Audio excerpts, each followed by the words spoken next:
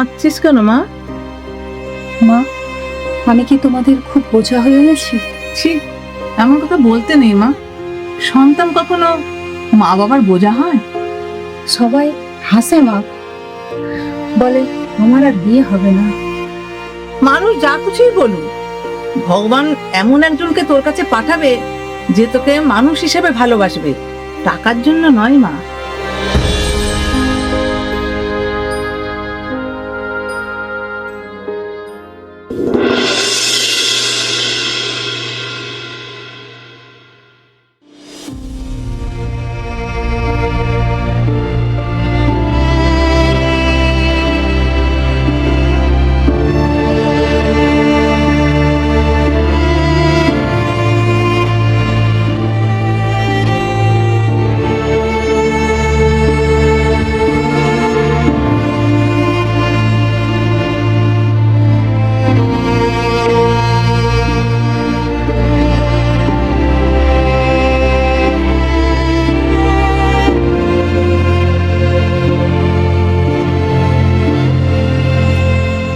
এত চিন্তা করছো কেন?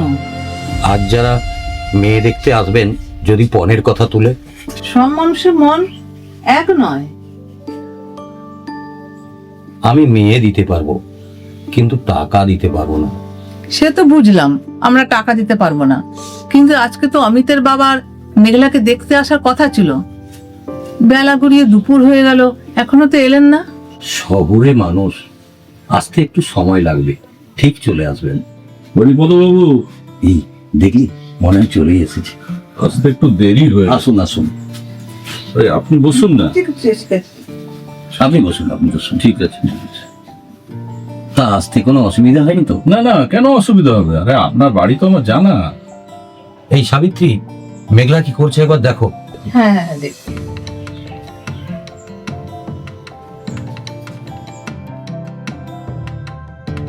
তা কি এত হিসেব করছেন হরিপদ বাবু? হিসেব তো করতেই হবে। মেয়ের বাবা, কার কাছে কত ঋণ আছে, সেগুলো হিসেব না করলে কি আর হয়? তা যা বলেছেন, খুব গরম পড়েছে বুঝলেন, খুব গরম পড়েছে।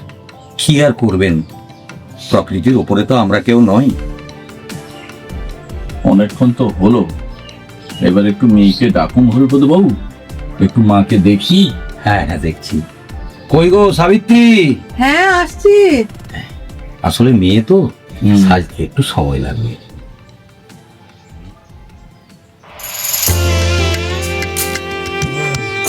এই তো মা চলে এসেছে।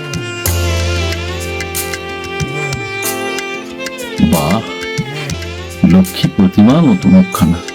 বাহ, খুব সুন্দর। থাক মা, থাক থাক।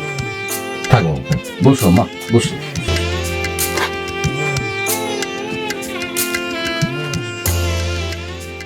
দাদা, একটা কথা বলবো? বলুন। মেয়েকে আমি যতটা ভালোবাসা দিয়ে মানুষ করেছি, কিন্তু টাকা পয়সা দিয়ে বড় করতে পারিনি।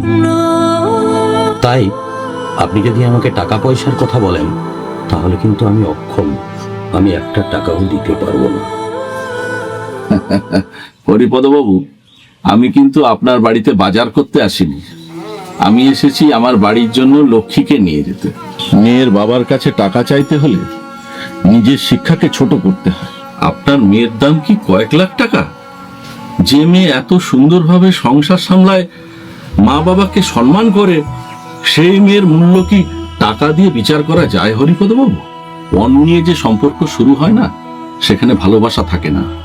আর সম্মান দিয়ে যে সম্পর্ক শুরু হয়, সেটা সারা জীবন টিকে থাকে। কি বলে যে আপনাকে ধন্যবাদ জানাবো নির্মল বাবু। আপনি আমার পরিস্থিতিটা বুঝতে পেরেছেন, আপনি আমাকে বাঁচালেন, তার জন্য আপনাকে অসংখ্য ধন্যবাদ।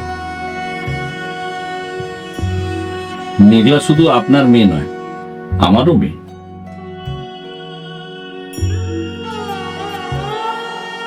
নির্মল বাবু, বলুন, আজকে আমি আর গরিব নই, কারণ আমার মেয়ের সম্মান কেউ টাকা দিয়ে মাপেনি। ঠাকুর, আজ বুঝলাম দেরি হয়, অন্যায় হয় না।